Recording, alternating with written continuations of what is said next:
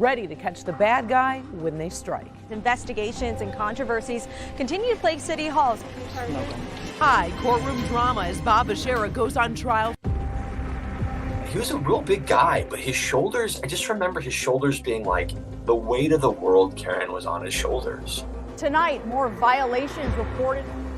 But then things started to unravel. We expose how she got away with it and what it's costing taxpayers. The hidden cameras that we had weren't really small, so it wasn't like you could use a phone. The big question tonight is whether or not another case of election fraud happened. We just had to stay on this. You've got to see this tape.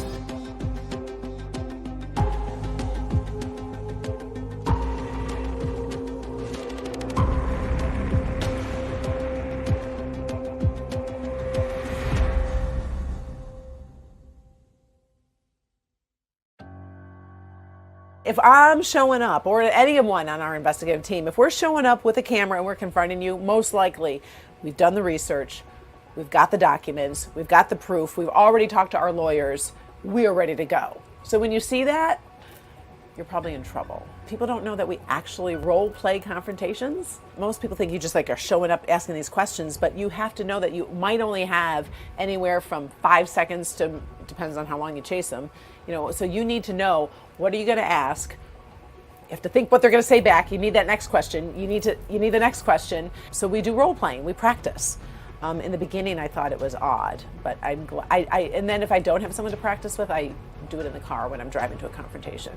But my heart races.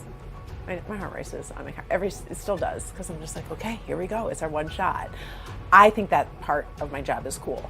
I look forward to it because I feel like if by that time, you probably deserve to be confronted. So, show up, you look back, you get the signal that you're rolling, we're rolling, my mic's on, we're good, let's see where this goes. Why don't you just stop right now? You can't keep running. We were there with our hidden cameras. So how does it all get to this? You're busted, sir. To understand why this guy is running, let's rewind a bit and start with who this man is. Yeah, it was a guy that was really scamming folks. He was really tricking people in terms of investing. And I remember we did undercover work. We had secret meetings. We had one of our undercover producers meeting with him, and we were just getting all the goods. We were getting all the undercover stuff. His name, Martin Levin. He was convicted for taking $6 grand from investors in New Mexico for a fake computer technology company. He also was convicted in Muskegon County for bilking one man out of $125 grand on a real estate scam. He then was busted in Oakland County for credit card fraud, stealing from his own son.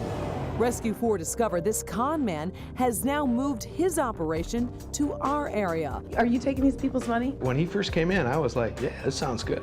And I was like, okay, we got enough. We showed it to our lawyers, made sure we're like, this is good, we can confront him. They said, yeah.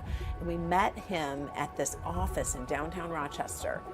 And we had our undercover person have this meeting, and he was about to ask for the money. Basically, the idea is that we are a supermarket on wheels. So Ford invites a Rescue 4 undercover producer to the next business meeting with Levin, posing as a possible investor. Hey, we took space in the GM building, the old Run downtown. His presentation was slick. Levin said the governor and Detroit's mayor backed his Farmer Jack food delivery business. We later checked. Both offices never heard of Levin's business. And his space on the second floor in the Rensen? Well, we went there. There was no Farmer Jack home delivery office there. We also checked with the parent company, and they never sold the name Farmer Jack to Martin Levin. Are you a con man? No, I'm not. And that website for the company? It never existed. A few days later, Levin is back in Rochester to pick up a $7,500 check from Mark Ford. We were about to hand over the money, and the cue was we could hear when he was about to, I was going to show up. And I knew when I show up, he's going to run. So where's he going to run? And we knew there were 3 doors. And so I asked for 3 crews that day, and I remember my boss was rolling his eyes. Are you serious, Drew? You need 3 crews? I'm like, yeah, I need 3 crews. Like, if he goes out one door and I don't get him, it's our last chance. Because he was known to go, like, and I mean run, like go different states. So we had one chance to get him. So yeah, we had all 3 doors covered. undercover guy says his spiel, where he drops the line we're looking for. I walk in, I say my stuff, and boom, he gets up and he starts running. And I'm a runner, literally. And yeah, I remember I was running down Main Street in Rochester Hills against traffic. We've played that clip many times. I think it was something like, you want to get in a foot chase? I'll keep running. And I did. Martin Levin, Karen Drew, Local 4. What are you doing? What are you selling? Apparently you're selling Farmer Jack home delivery? No, it says you are. Are you taking these people's money? These investors' money? I don't have any money. Don't touch me, sir. Did you see this newspaper headline? Look at this. Con man Levin pleads guilty, agrees to pay back victims. You owe people money in a variety of cities. When are you going to pay people back? You own the website to farmerjackhomedelivery.com. Guess who owns that? I actually own it. Look at his face here. Levin just smiles. I registered it. You can look it up. It's under Drew. You want me to get in a foot chase? I'll keep chasing you. So you basically take people's money, lie to them, and then skip town. Well, you're busted, sir. Levin gets to his car and takes off. Since we busted him, we've learned he's missed his check-in with parole, and now there's a warrant out for his arrest. That was a good conversation. I like that one.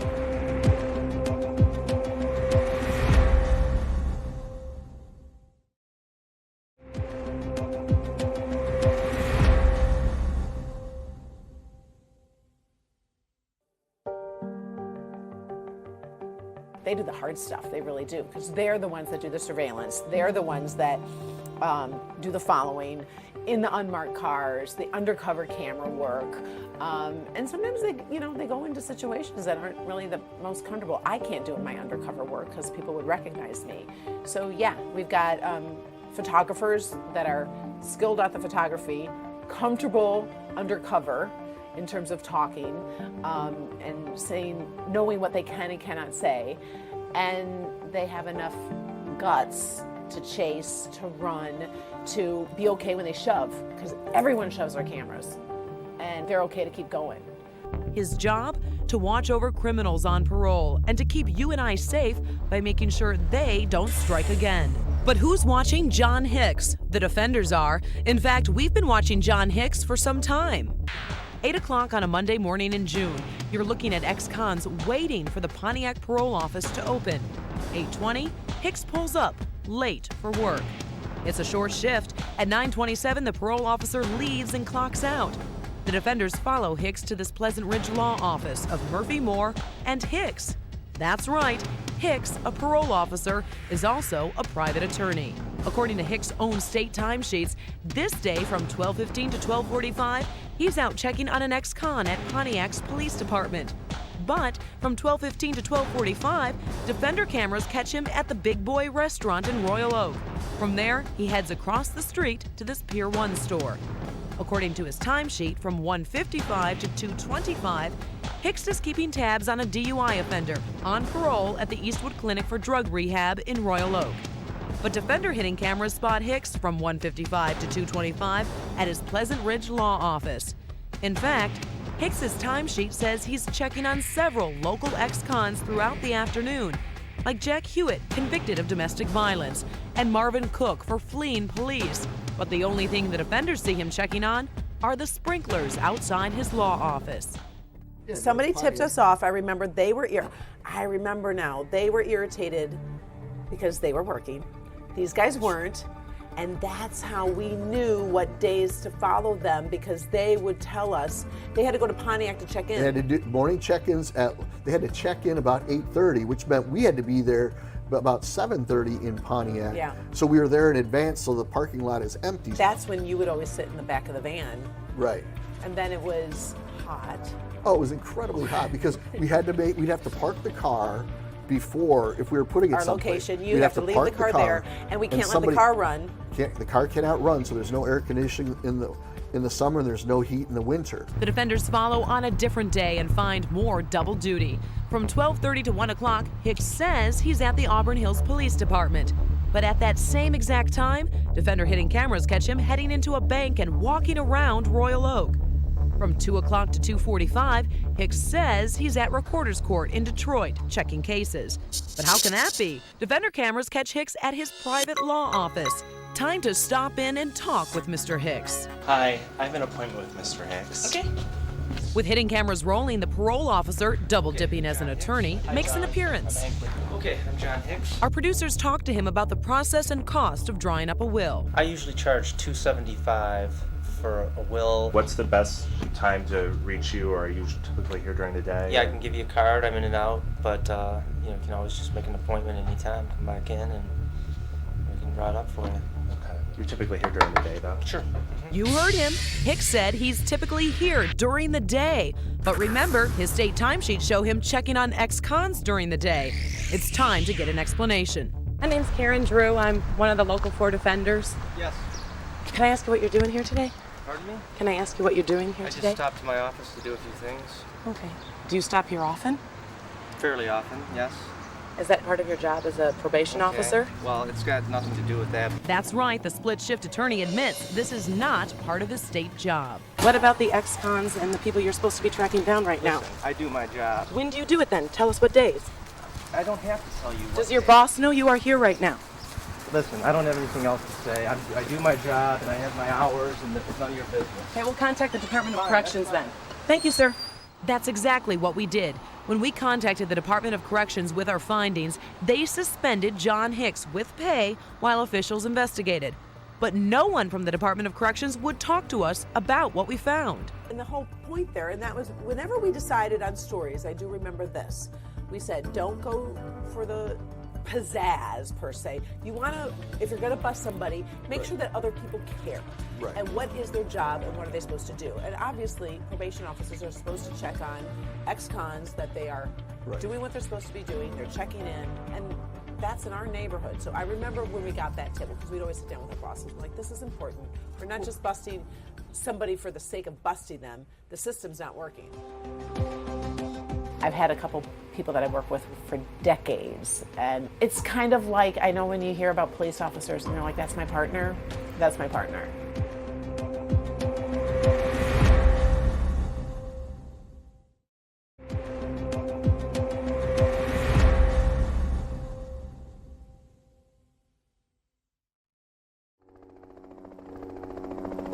It's a spring afternoon in Detroit. Police officers carrying their duffel bags are going to work. They're not headed to their individual precincts. They're headed to the DPD gym. That's right, while most officers are on the job, working, directing traffic, responding to calls, these Detroit cops are on special assignment. The defenders have uncovered, instead of hitting the streets, they're hitting the hardwood. It's basketball season and time for practice. A lot of times people ask when we do these investigations, how do we get the tips? But it's always insiders. Absolutely. It's people who are pissed off Right. that they're doing their job and their coworker isn't. And that's how, and of course I'm not going to reveal how we got it, but clearly it was an insider. It was actually a couple insiders, because in that story that we had documents, we had the timesheets, we had the plans, we had all of that. So that's what put that all together. The defenders obtained timesheets for one of the officers on the team. You can see each Monday he's listed AWL, absent with leave. So the department supervisors know he isn't working. Instead, he's being paid to play basketball. Around police headquarters, this isn't a secret. The police officers aren't trying to hide the fact they get paid to play basketball. They've been given permission by the department, and it's not just practice. And then we went to Puerto Rico. Right.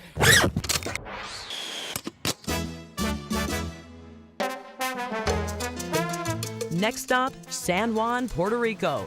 That's right, the defenders follow the Detroit lawmen to the Caribbean for a 7-day tournament, all on company time. 1,900 miles away from home in a tropical paradise, and we've got it all on tape. Puerto Rico. Right. Remember that brown wig I had? Oh yeah, trust me.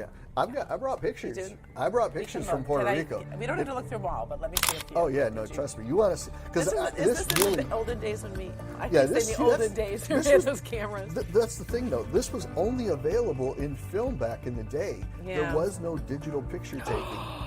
Yes, that was our old. Was she our newsroom assistant? She started out as an intern, graduated to newsroom assistant. Yeah. And so she did all the surveillance for us in the hotel lobby. She did the hotel lobby, and also when we went to the bars to find the guys when they were out in the bars after the game at night, and they were bragging and trying to That woo was the young. key on that, because she would go there, so we didn't have to get them to talk. She sat in the lobby, I remember. Right.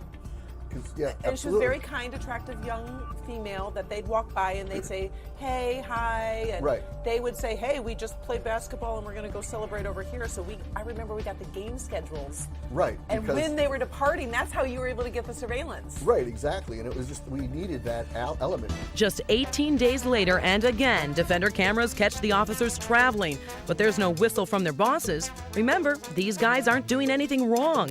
They have full approval from superiors. This 7-day tournament takes place across the globe in sunny San Juan, Puerto Rico, all on company time. Oh, you basketball player? Yeah, we play for Detroit Police Department. After opening ceremonies, the Detroit police officers steal the show, beating their first opponent by more than 80 points. Round 1 of the tournament comes to a close, and the boys in blue celebrate with a round of beers and bragging about how they get paid to play. Hey, they asked how did we get vacation time? How'd you guys get vacation time? We're working. You're working? We're getting paid for this. This was all back before digital cameras and everything being so condensed. The hidden cameras that we had weren't really small, so it wasn't like you could use a phone. You're right, because we didn't have phones. We had her purse, and we had a purse cam, because I remember the button was right here, because when we held it, we always had to go like this to get audio. It was definitely challenging at times. There were lots of obstacles that, like again, today modern technology would make it so much simpler. And these cops aren't just playing basketball. Tonight at 11, Defender hidden cameras roll as we follow them as they see the sights of this tropical paradise. Officers on the town and on the clock. And we came back. I remember we flew back that night before the team came back. Right. We got the promo on the air before they landed. And the next morning, the chief of police at the time was like, what the heck? And then we did an interview with them and they stopped the program. Yeah. What I did see was poor supervision. I saw sloppy management of the situation, and I wasn't even aware that we had employees in Puerto Rico. But I do know that there should have been supervisors there.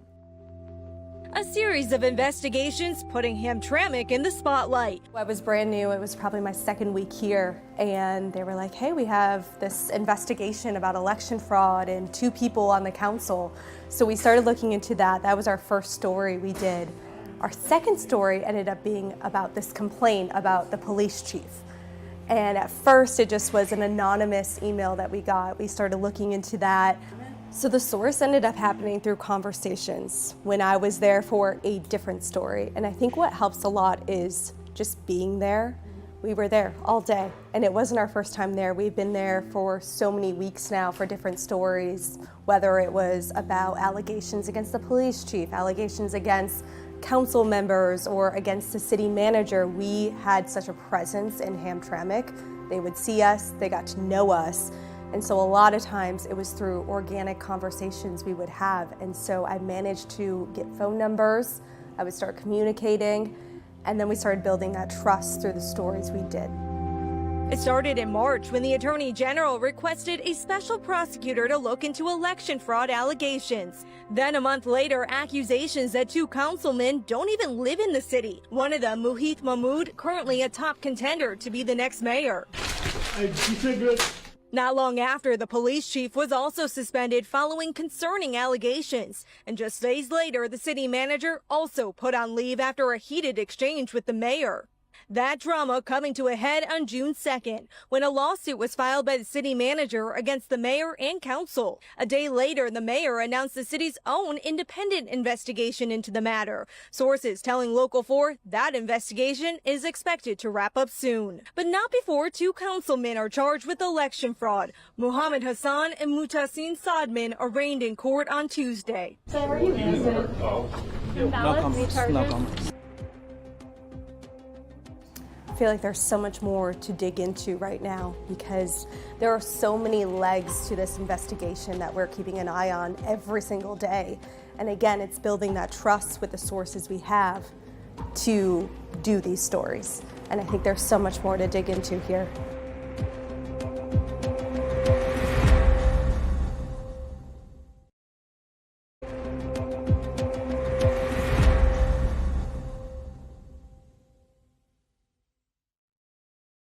I love the behind the scenes. I love finding out how you get things. The finished product's cool. I love the gotcha and the accountability. But I always ask, maybe it's because I'm a reporter, like, how did you get that? Like, who told you? Or putting that all together and then finding out something, and doing the surveillance, and maybe getting some secret documents. Because you have, it's like it's a puzzle. It's like little pieces you have to put together. Nobody just hands it to you. They normally just point you in the right direction. Santia! Darren. Okay, so I told you what we're doing. We're looking back at some of our old investigations, talking about legacy, and I could not do this without talking about Bob Bashara, Joe Gens. Thus, that's why I'm in a van. I was wondering why you're in a van. Like, how did that happen? Like, set the scene for me if you remember, because I remember that energy of that story was ridiculous. Yeah, I just remember it was nonstop, and it just seemed like that whole case, there were just developments and developments. So Jane was found murdered, right? She was found murdered, and I was brought onto it a couple days later. So I wasn't there from the very beginning, but I came up to speed pretty quick on it. I mean, we were forced to, because pretty much, Karen, every day we were doing a story about the Bashara investigation. I finished up a live shot in the afternoon, and Corey McIsaac from our desk called. Like, hey, Mark, there's some guy who's calling, and he says he knows something about the whole investigation, and his friends involved, and they just want to do the right thing. And she's like, he's from Macomb County, so I thought you might want to talk. Because we know you know everyone in Macomb County. But it's like, yes. And I'm like, where's he from? And she's like, oh, he's from Roseville. And I'm like, okay. So I grew up in Roseville. I graduated from Roseville High. Like, that's where I grew up. Give me his number, and I'll reach out. And so I called Steve, and you could tell, like, there was something just weighing on him, weighing on his shoulders. And he's like, I have a friend. His name is Joe. His name's Joe Gens. And he knows something about this case. He knows something about Bob Bashara. He wants to talk. He wants someone to listen to him. And I'm like, I'll listen. No problem. He said, Joe's been through a lot. He was in custody. He talked to police. He wants to talk to you. But we don't think we're going to do it on camera. He just wants to have a discussion. I'm like, no problem. We'll sit down. Whatever he wants to do. Hey, there's a public location near Gratiot and 696. Why don't we go inside and we'll just talk? Nothing recorded. Maybe I'll take some notes. We'll just kind of chat and see where you're at. So they're like, okay, great. So it's going to be Joe Gens and Joe's friend. They were going to meet me. And I said, well, I'm going to bring a retired Detroit police lieutenant, Tom Berry, with me. Like, I'm not coming. I'm not going to go alone. And to meet some guy that apparently killed somebody. I'm not going to go alone. Yeah. And I want to go with someone who knows how to sort of talk to people and understands an investigation. So we sat down and just talked. And Joe was imposing. Like, he was tall, taller than me. He's a big guy, yeah. I just remember his shoulders being like, the weight of the world, Karen, was on his shoulders. Like, he just wanted to talk, and he just wanted someone to listen. How did you meet Bob? How did this come about? What happened? And, he was adamant. He was holding on to a story that, Bob told me he had a deadline and I had to do this. And When you mean this, you mean kill Jane. Like, how did it first start? Like, do you remember what he said? He's like, I want to tell you I killed Jane. Like, he was more talking about Bob Bashara. He wanted to share his relationship with Bob more and what Bob made him do. He said Bob Bashara has connections. Bob Bashara knows people. Bob Bashara can hurt me. And he was very, very frightened of Bob. And so he just said, I was a handyman. He brought me in to do some jobs. And then little by little, he kept calling me. And he told me I had to kill his wife. And he wanted me to kill his wife. And I was like, okay. So let's go back. And you remember when I told you about the garage, right? Yeah. That's when things, for me, all of a sudden things got very real. Because Tom Berry said, okay, Joe, you were in the garage. You say you did this in the garage. What was in the garage? Like, what was there? And he kind of described the floor. And then he described some cords hanging. He described things that we had heard were in the garage. If he knew all the details in the garage, most likely his story's true, and most likely he may have killed her. He just kept saying, I'm a good person. I didn't want to do this. Bob made me do this. I was scared for my life. I didn't want to do this. I didn't want to hurt her. I didn't want to do this. And then he pointed out, he said where Jane had sort of fought back, and he showed, us some of his scratch marks. And he just wanted to be heard. And he just was so angry. He would go, Karen, from like really angry to really sad. He became emotional. He felt, Bob used me. He kept saying, Bob used me. I felt used. He was just he was torn. Yeah. He was torn as he spoke. I mean, he was just shredded. And so we kind of walked through that. And then afterwards, I was like, listen, we have a little small camera. Do you want to record a message? Is there anything you want for people to know? And like, yeah. I'm like, okay, where do you want to do this interview at? And it's like, how about my van? I feel safe in my van. So after he tells you he's just killed somebody, then you have to get in the back of his van to hear his story. Yeah, but you were. But I had a retired detective with me. Yeah. I had a retired DPD who's Okay. me, but I also, after talking to him, I didn't feel threatened. And I felt like this is a person who wants his story told. And he was there with his friend. And it gave me no cause to be concerned. So he's like, hey, we can tape this inside my van. Bob Bashera and Joe Gentz, two of the most talked about men in Metro Detroit. And now, both men have sat down and talked to the local 4 defenders. I just want I want justice. I want real justice to be done. At times angry, at times crying, Joe Gentz says he turned himself into police for one reason. Joe, what do you want people to know? I want them to know the truth. Sources say Joe admitted to killing Jane Bashera in the garage while another person forced him to commit the crime. I want justice. Real bad. Joe was released from custody, but now police are taking another close look at Gentz's statements and a closer look at the relationship between Joe and the only named person of interest in the case, Bob Bashera. We had no social interaction at all. Well, I never had a beer with him. I never invited him to my home other than once to look at a little project in the backyard. Bob told the local 4 defenders he met Joe when Joe leased an apartment from Bob's friend. Bob would pay Joe to do odd jobs at his rental properties. What would you say in the last 10 days? How many times have you talked to Joe? In the last 10 days? Weeks. Oh, yeah. Whatever one do it. Well, it was mostly all before this happened to Jane. He called me incessantly, asking me for more work. Could he borrow some money? I paid him what I felt I owed him. And that was it. How many times would you say he called in the last? A dozen over the past 3 weeks. How many times would you say you texted him in the last 3 weeks? A couple, just because he texted me. Call me, do this, and I just said, leave me alone. While Bob says Joe became overbearing, this handyman says not true. I have a heart, yes, I have a heart of gold. And I'm honest. I'm a caring person.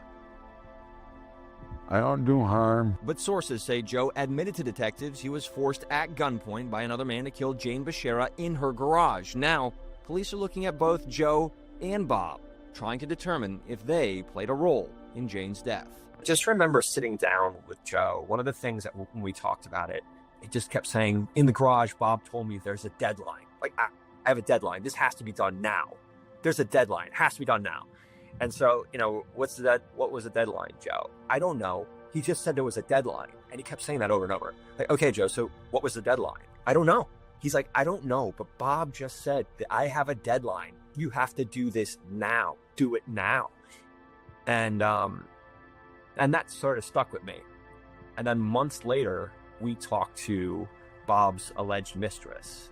And we were just sort of getting the camera set up. We were just talking. She was with her attorney at the time. We're just getting the camera set up, and she was talking about having this relationship with Bob, and it had been going on, and Bob said he was going to leave his wife, but he said that many times he was going to leave his wife, and she's like, so finally I just gave him a deadline.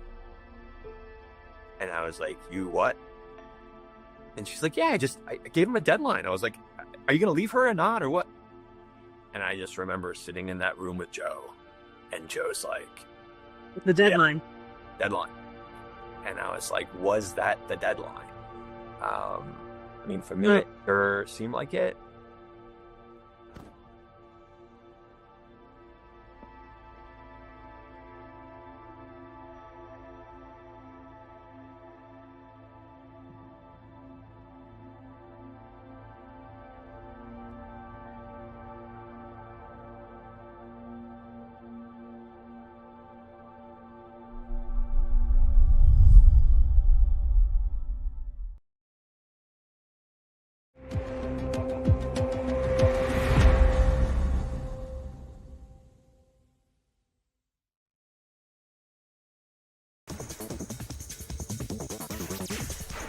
are so many people who are injured and they can't work, and then there are those who take advantage of that, and it's a scam. You know, Ruth, I think everybody knows someone who's tried this, and it's downright dirty.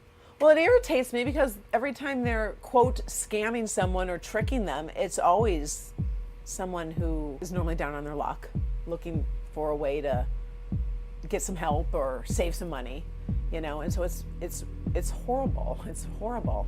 I hate when people scam people. I hate when people trick them.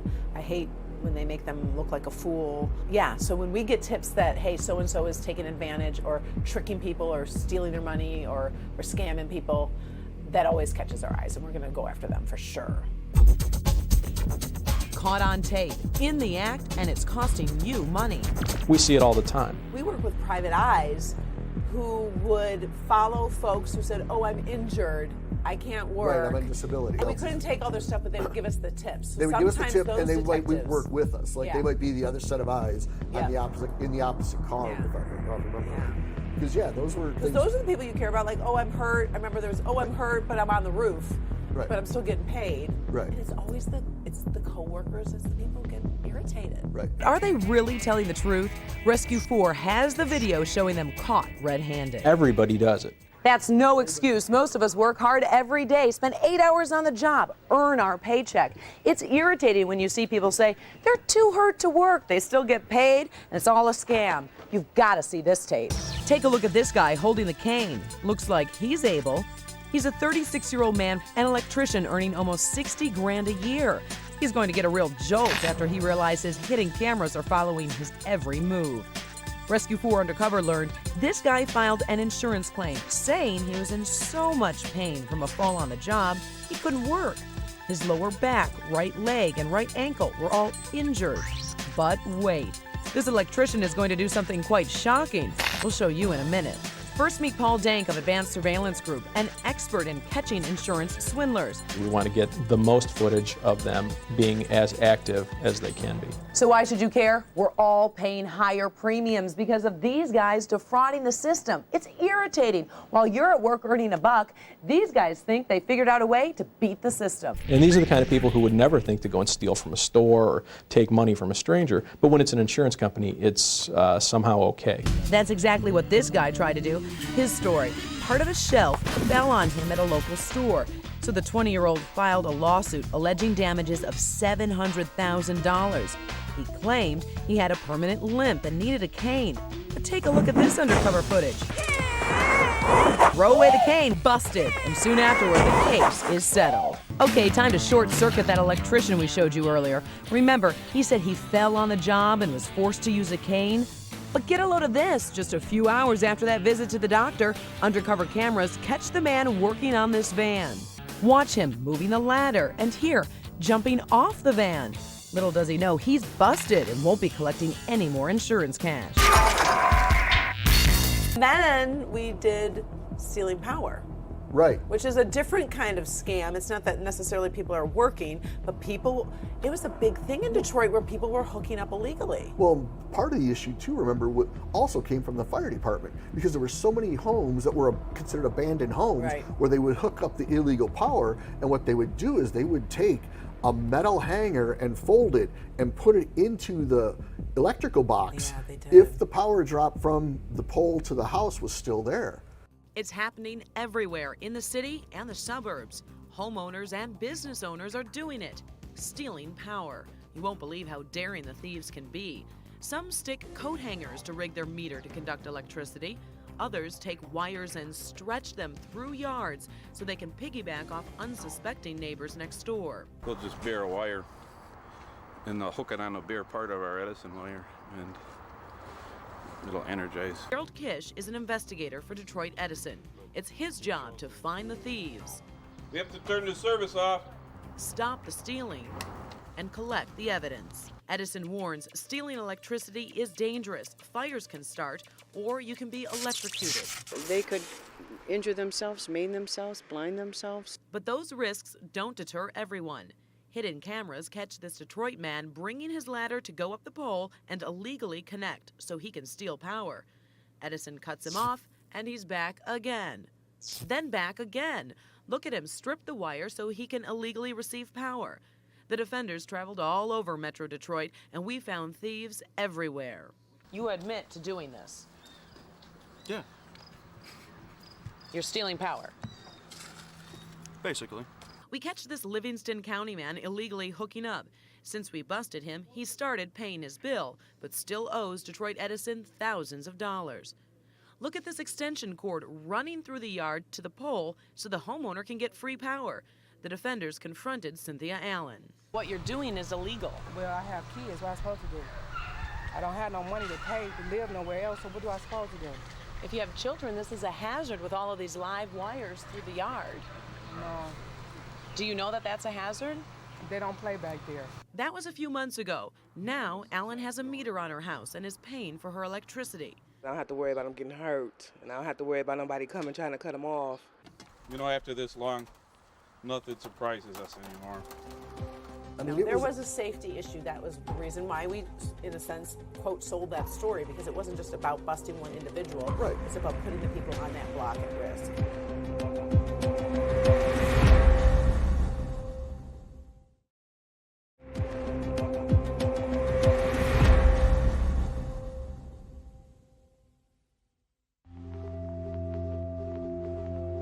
If you're a reporter, you want to expose, of course, you want to uncover, but at the end of the day, what else? You want to get results. It all started with a tip from a firefighter. They told me broken fire hydrants in the city of Detroit were a big issue. So I started checking out neighborhoods and found out 1,300 were broken. Fire hydrants, yes. That was another. One of my insiders said, do you understand how many are not working in the city? There was something wrong with them. And I think, when you pull up in a neighborhood and you see a fire hydrant, you just assume it's working. I was able to get some inside screenshots of what was going on in the computer system, and what was down, what was broken, and I was able to get some internal communication. So I remember confronting the city on that, and it was kind of like, oh yeah, there's an issue. And then I came back with, well, really? Because I've got document. And then it was like, oh, let me get back to you. I felt, in my opinion, the city could have addressed it faster. But I remember interviewing Gary Brown. I talked to Gary Brown, the director of the water board in charge of maintaining hydrants. There's more than 1,000 that are not working. Yes. That can't be acceptable. It's acceptable that within 30 days, we got 168 fixed just last week. And so you're telling me in 30 days you're going to get over 1,000 fire hydrants fixed? That's my goal. He gave a deadline, and he's like, this is going to get fixed by this date. And right then my thought was like, I don't think you're going to get it fixed by that. But lovely if you can. You should. And I marked my calendar, and I went out that day. It wasn't fixed. Okay, it's been a month, so we hit the streets and saw some hydrants have been fixed, but others remain broken. Take a look at this. An insider within the fire department shared this with me. It is a record of hydrants inspected and broken. As of yesterday, there are more than 700 hydrants in our city listed as inoperable. How can that be acceptable? I'm going to come back in 30 days and we'll see if the 1.2, 1.3 thousand fire hydrants are fixed. And that's when the confrontations start. Look at this. Not only are hydrants broken, some are just shooting water. This one off of Rosa Parks, my source told me, was running for 4 days. So I called the Detroit Water Board again. It's in our work order system, so you can just refer to the written statement that we provided. I understand you gave the written statement, but I'm literally standing by a fire hydrant right now with water just going into the street. All right, well, if you guys want to change your mind and do an on-camera interview, I'm willing to talk to you. Otherwise, I guess I'll just say you sent me a statement because you said you were going to do it. If you say you're going to do it and you're going to meet a deadline, you should meet the deadline. You're looking at hidden camera video inside a repair shop. But the vehicles here aren't just any cars or trucks, they're EMS units. That's right, the vehicles that are supposed to respond immediately when you have an emergency. Broken. Who's fixing them? These repairmen are supposed to, but when our hidden cameras are rolling, we find them playing chess. Are they on break? We don't know. The defenders have discovered this is just a tiny piece to a huge puzzle of problems inside Detroit EMS. Medic 16 is out of service. You're listening to Dispatchers for Detroit's EMS system. Medic 4, you delayed at the hospital. Dispatchers with a major problem on their hands. Not enough EMS units to service the city. That was early in my career. I remember that was one of my first investigations, and that was kind of starting with my contacts of the cops and the firefighters, the EMS guys, and they would say, hey, do you know that there's this run and it took so long and the person nearly died, or we believe that, the person died because it took us so long. You're not safe coming into the city right now, unless you have your own medical emergency team with you. Who would make such a bold statement? Surprisingly, city paramedics, keeping their identity a secret for fear of being fired. They're willing to play with the person's life who calls 911. And I remember we talked to this wife who lost her husband. We just kept waiting and for the ambulance to come, and they never did come. And I didn't understand. I was kind of new to the city, but I don't understand. Do you not have enough trucks? Do you not have enough people? And my insiders at the time were like, yeah, we don't have enough trucks. We're short. I'm like, doesn't anybody know? We're this world-class city. And I remember feeling a little intimidated at that time. I was in my 20s. And I'm like, I'm going to take on leaders in Detroit and hold them accountable. During peak periods in the city of Detroit, there are 29 ambulances. So if you are the 30th emergency call, you're out of luck. Even worse, during non-peak periods, there are 17 ambulances available. So the 18th caller is forced to wait. It's a failure. Why? It doesn't work.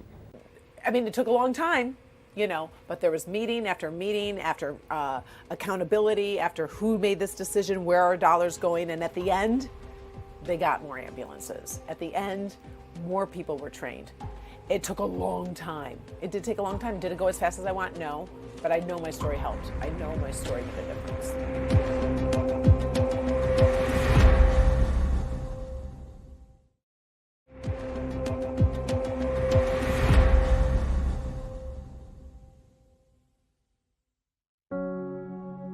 It's all fine and good to show the problem, but if you're just doing that, that's not enough. We address that when we look at stories, actually, because we say, okay, we can show this, but what else are we going to do next? Are we going to go to Lansing? Are we going to push lawmakers to change the law? Are we going to go to the head of the company and say, hey, this product's dangerous or whatever it is? So yeah, you can't just sit there and go bust people and then walk away. That's not right. You have to hold accountable. You have to bring change. Because who else is doing that? No one's doing that. I actually found out about this thanks to Karen Drew from Channel 4. Bodies piling up, bodies with worms inside of them, calling to look for your child in the morgue, them saying we don't have them, and they do. Natasha was missing. Family hit social media, but no leads. Meantime, some 25 miles east of Romulus, the story picks up right here on the city's west side. This is Appeline Street. It was October 17th, 2019. A body was found inside the home behind me. A suspected drug house, a female dead. ID on the body stated it was Natasha L. Smith. An autopsy was performed, cause of death, an accidental drug overdose. Natasha's body would sit at the Wayne County morgue for 7 months. I went to Romulus, I filed a missing persons report, I gave them pictures, everything. Meadows was officially listed as a missing person. Romulus police say they called the morgue, but got no answers. Meantime, Natasha's mother and godmother tell me they kept calling the Wayne County morgue, asking about Natasha. They told the morgue she sometimes goes by different names, sometimes Meadows, sometimes Smith, sometimes Tasha. They say they also explained she had 3 very distinctive tattoos. All the time, the morgue told them they don't have the 31-year-old mother. What does the Wayne County medical examiner have to say about the mix-up? I think everything was done right. And why is that? Because the woman in question was never in her database. She is identified as Natasha Smith. She has official state ID that says Natasha Smith. And with all due respect, the family did call and offered a variety of names. Natasha, Natasha, they offered Smith, they offered Meadows. Why not take the time just to double check? As far as we know, they never offered the name Natasha Smith. I don't know if that's what you really want to get into, a discrepancy with a mother whose daughter is dead. I want everybody that has a daughter that is missing to know what's going on, that they just ain't doing right. I'm so sorry. I don't want anybody else to have to go through what we're going through. That pissed me off. That started with one email, and I did that story, and holy cow, boom, boom, boom. My email box just started getting filled in. I'm like, are you kidding me? They're like, I'm missing my cousin. I'm missing my uncle. I think they've got my mom.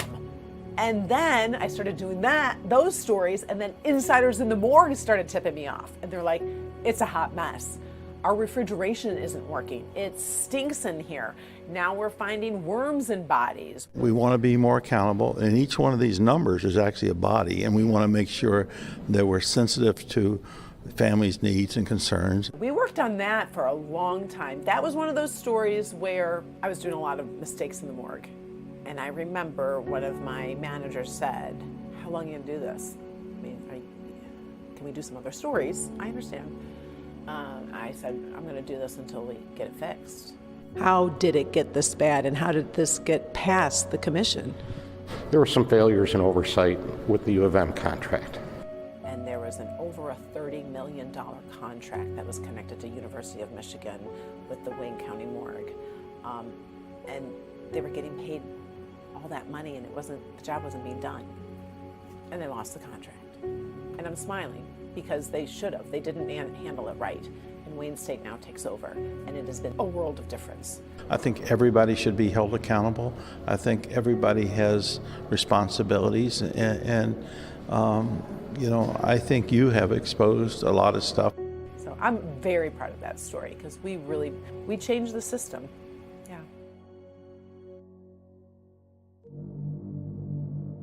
It was about 6 months ago. The teen went missing from the facility. She had already been trafficked. She's had a really rough life. Many of the allegations from former and current staff and teen residents also coming to light after a 16-year-old trafficking victim went missing from the facility and was found with a 62-year-old man about 3.5 miles away. There was something there that we didn't know what was there, but something wasn't adding up. Then all of a sudden my inbox was just flooded. And when I say flooded, it was dozens of people. When I was working on the story, there was some information that I received from Dearborn Heights Police that they had about more than 350 runs to the facility in a year. It was more than one run per day. And I'm like, what the heck is going on with that? It was a little bit overwhelming for them. They didn't believe that there was that many calls for services there. I was hearing and receiving video from inside the facilities about the buildings. Sitting down with Meredith Reese, you are Chief Operating Officer at Vista Maria? Yes, I am. And when I was talking to the leadership at Vista Maria, I wasn't getting answers and I wasn't getting any transparency, and it was really frustrating. So are you saying you don't think there's a security issue, a problem? The security issue is what we do to take care of our campus, and I think we do our appropriate job to make sure that all staff and youth are safe. Presenting this list of violations and allegations from roughly 10 current and former staff members and residents, including inadequate staff levels, quote, jail food, improper restraints, and poor building conditions, among others, the most serious of physical and sexual abuse. One of the common allegations between all of them is sexual misconduct, sexual relationships between staff and younger residents. I guess, what is your response to these allegations and to some of these violations seen here? Okay. So one, I just want to, emphasize and report for any allegations that we are aware of. One is that we do report. I know that you say that reporting is mandatory, but that's one of the issues that is also continuously brought up, is that Vista Maria is not reporting these allegations. So again, Our policy and procedure is that we do make those reports. Meanwhile, this video sent to Local 4 during the interview from a current employee, allegedly from inside DeRoy Hall.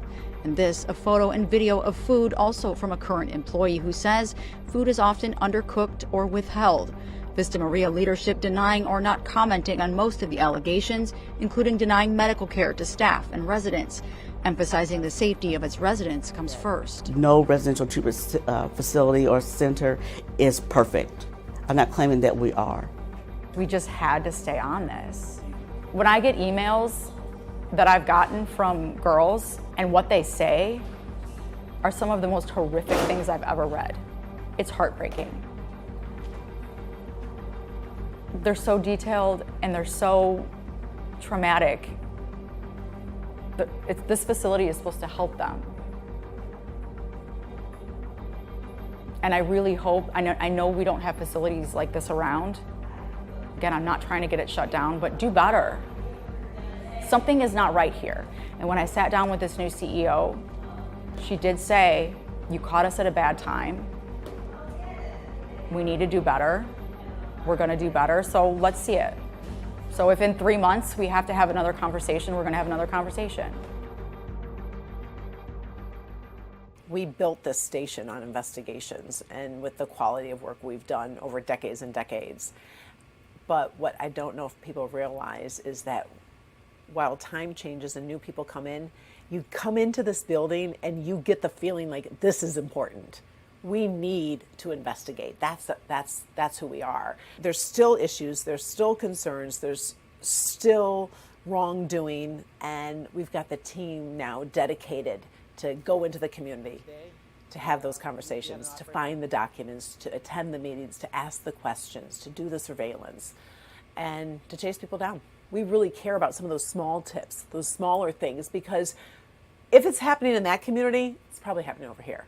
Or if it's happening over, your boss is doing this, or so-and-so's stealing money, it's probably happening somewhere else. So I think when you go small, you go big, and you can uncover a lot. You know, you've got this team of people who want to do right, who want to uncover, and want to make it better. So let's work together.